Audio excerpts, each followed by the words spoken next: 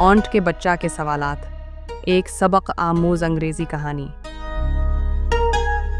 एक दफ़ा का जिक्र है कि चिड़ियाघर में घने सायादार पेड़ के नीचे लेटे हुए ऊंट से उसके बच्चे ने पूछा, हम कहाँ हैं अब्बा? हमारी पष्ट पर कोहान क्यों है? ऊंट ने जवाब दिया, बेटा, सहरा में सफ़र करते हुए मीलों दूर तक पानी का नाम और निशान तक नहीं होता। ऐसे में कुदरत ने हमारे अंदर एक इजाफी खाना बना दिया है, जिसके ज़रिए हम कई रोज़ तक सहरा की भूख और प्यास को बर्दाश्त कर सकते हैं। ऊंट के बच्चे ने हैरान होते हुए चंद लम्हे कुछ सोचने के बाद कहा, ठीक है अब्बा, ये बताओ कि हमारे पाँव गोल और टांगें लंबी क्यों होती हैं?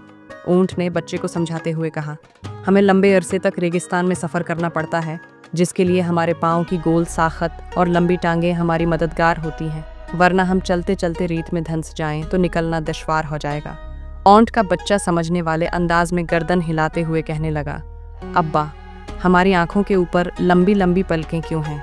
मुझे तो अक्सर उनकी वजह से देखने में दुश्वारी का सामना होता है।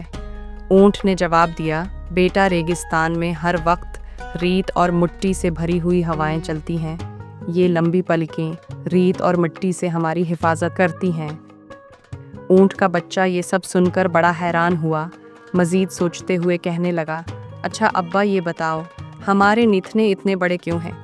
ऊंट ने जवाब दिया कि सहरा की गर्मी में जब हमारे जिस्म की चर्बी पिघलने लगती है और जिस्म के अंदर का दर्जा हरारत बढ़ने लगता है, तो बड़े निथनों का ये फ़ायदा होता है कि उनके ज़रिए हम ज़्यादा मिक़दार में हरारत खारिज करके अपने जिस्म के दर्जा हरारत को नॉर्मल रख सकते हैं।